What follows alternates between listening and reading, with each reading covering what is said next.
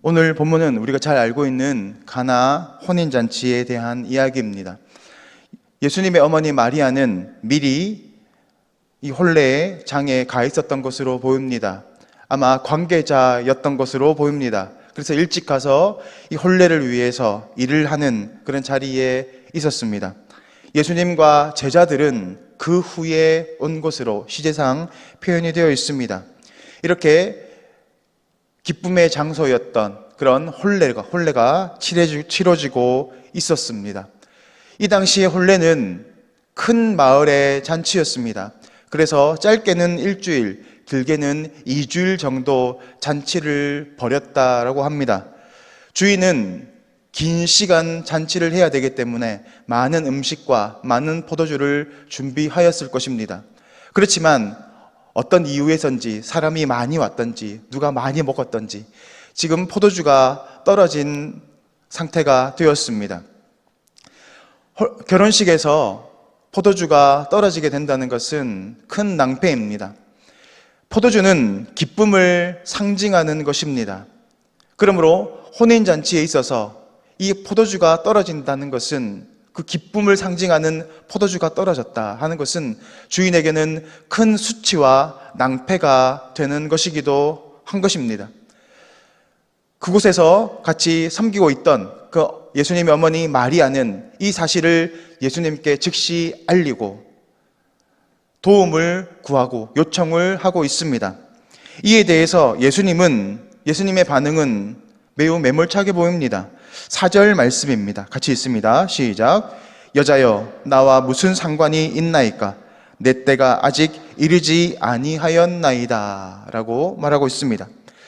여자여라는 다소 버릇없이 보이는 이 말이 우리말로는 그렇지만 사실 여자를 높여 부르는 호칭입니다.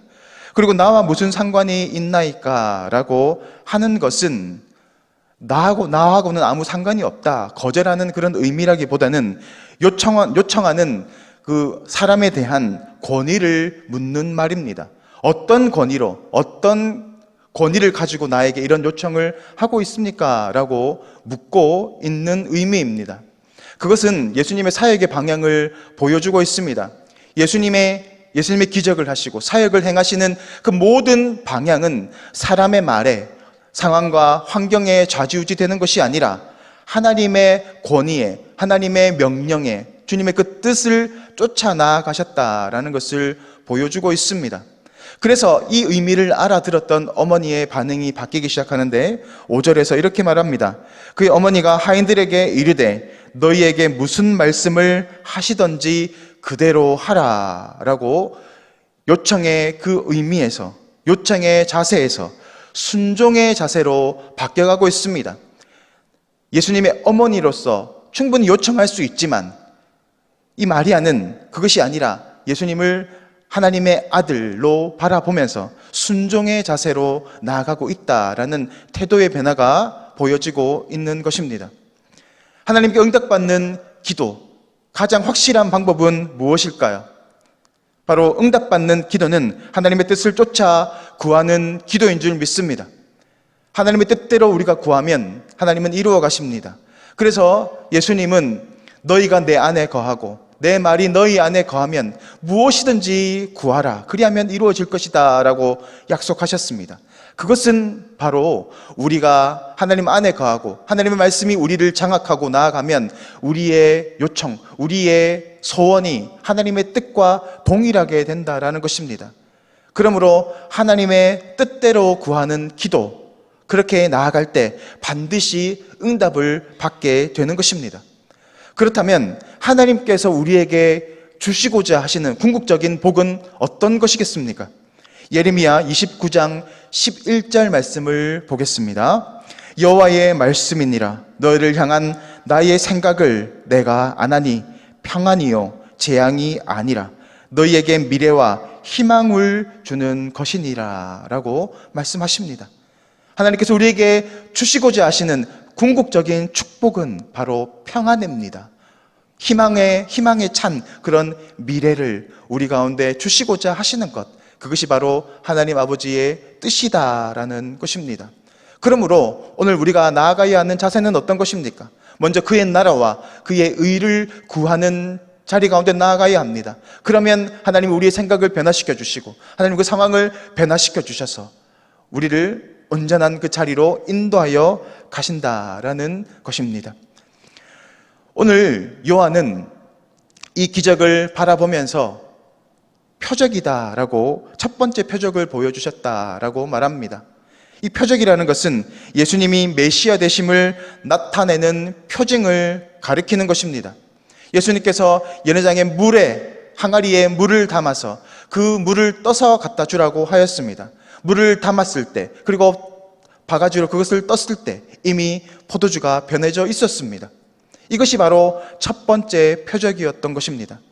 슬픔의 장소, 절망의 장소, 당황스럽고 수치스러운 그런 장소가 될 수밖에 없었던 그 혼례장이 예수님의 이 표적을 통하여서 기쁨의 장소로 변하게 되었다라는 것이 바로 메시아 되심의 표적이다라는 것입니다.